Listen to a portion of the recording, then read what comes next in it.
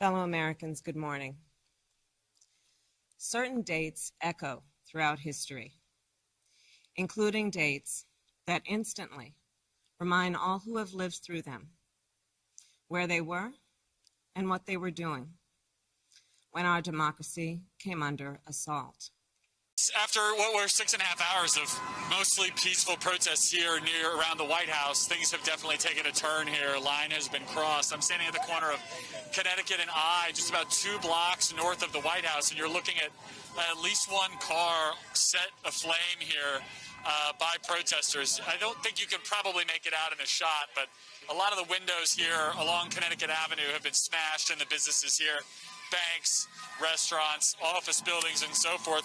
I think what we saw here tonight was protesters who were stymied in their attempts to get closer to the White House, closer to Lafayette Park, which was really locked down by Park Police, Secret Service, and others, spreading out into the downtown D.C. area, and with them has come more destruction here so far.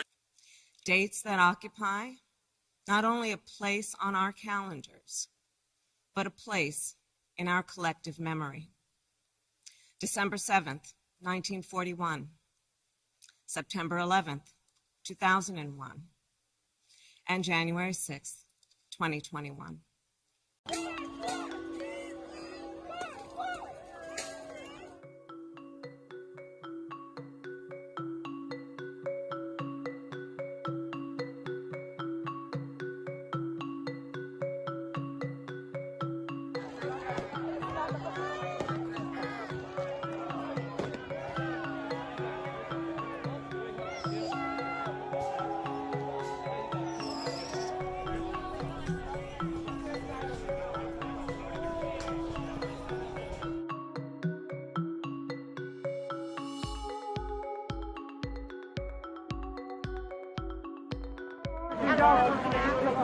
Four, right? From next heat. With the next.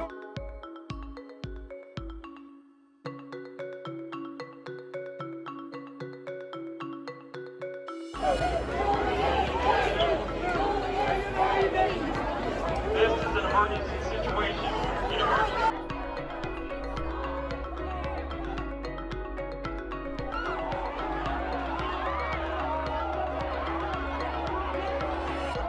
Clear that I know that there are protests still happening in major cities across the United States. I'm just not seeing the reporting on it that I had that's right. for the first few weeks. That's right. But they're not going to stop. They're not going to stop. And they're not, this is a movement, I'm telling you. They're not going to stop. And everyone beware, because they're not going to stop. They're not going to stop before Election Day in November, and they're not going to stop after Election Day. And that should be, everyone should take note of that on both levels, that this isn't, they're not going to let up, and they should not. And we should not. On that day, I was not only Vice President-elect, I was also a United States Senator. And I was here at the Capitol that morning at a classified hearing with fellow members of the Senate Intelligence Committee. Hours later, the gates of the Capitol were breached.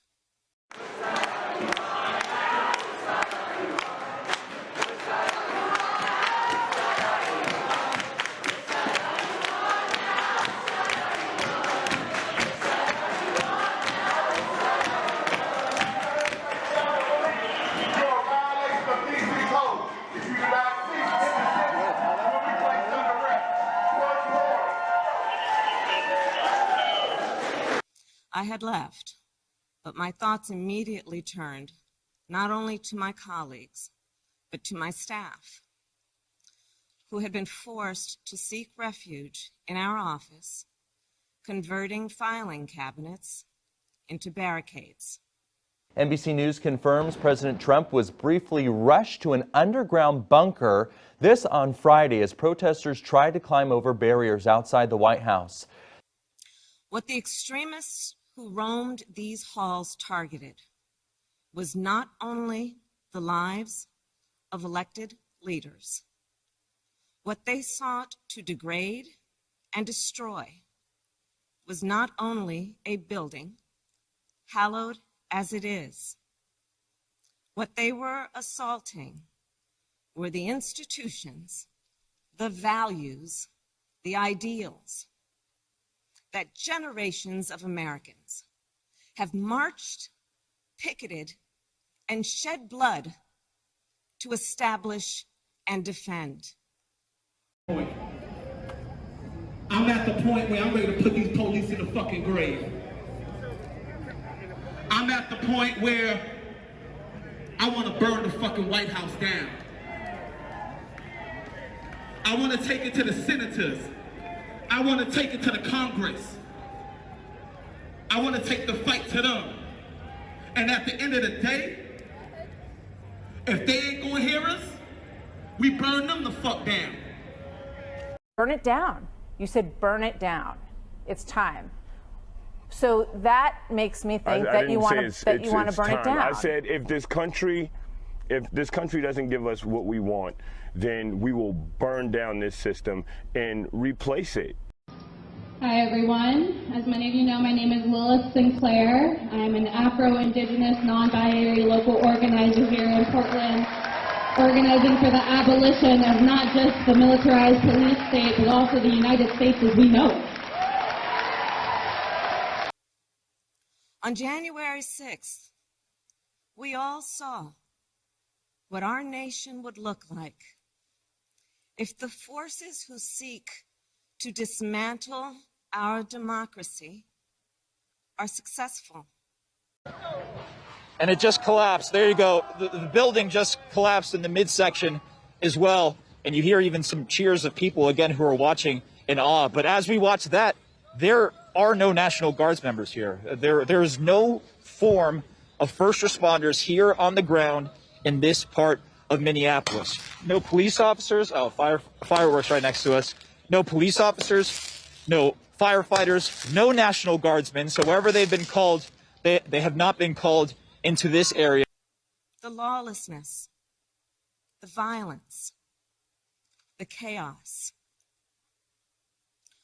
What was at stake then and now is the right to have our future decided the way the Constitution prescribes it.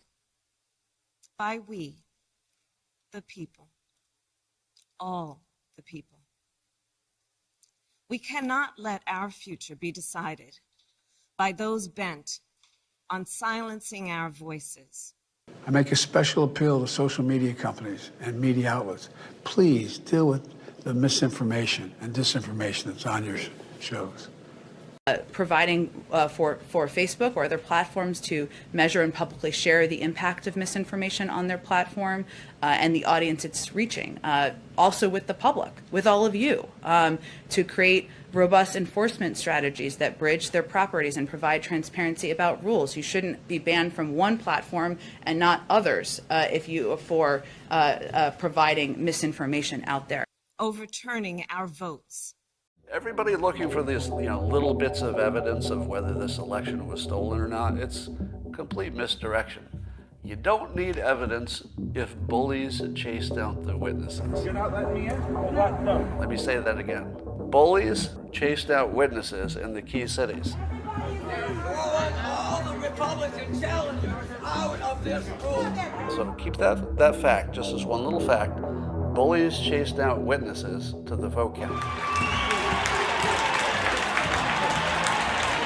Work here! Move your hand! The majority inspector threatened to slap me in the face. If you're telling us to leave, we will leave. Yes. Okay, Sergeant, we will leave. Okay. Let us in. They will not. Now they put cardboard over the windows. Why do we call it? They put cardboard over the windows? Will you let them in? Okay. Every fucking thing you say after that doesn't matter. All that matters is it was non-transparent by force. Secondly, we're in a situation where we have put together, and you guys did it for our administration, the President Obama's administration before this. We have put together, I think, the most extensive and inclusive voter fraud organization in the history of American politics. We missed this time. We missed this time. And the state legislative bodies continue to change the law, not as to who can vote, but who gets to count the vote. Count the vote. Count the vote. It's about election subversion, not just whether or not people get to vote. Who counts the vote? That's what this is about. That's what makes this so different than anything else we've ever done. And peddling lies and misinformation. Critical race theory. It's an approach to teaching of American history and civics that argues systemic racism is woven into American law and institutions. Critical race theory is not being taught in K through 12 schools. None of those states are teaching critical race theory in their K through 12 schools, man. But it doesn't exist. Your sixth graders not being taught critical race theory. Critical race theory is not taught in elementary schools or middle school or high schools. It's taught in law school. Critical race theory, which isn't real. Just to be clear, it's not in the curriculum. All the CRT stuff is trumped up dog whistling. We do not teach critical race theory here in Virginia. It has never been taught. It not being taught in schools, that's 100% correct.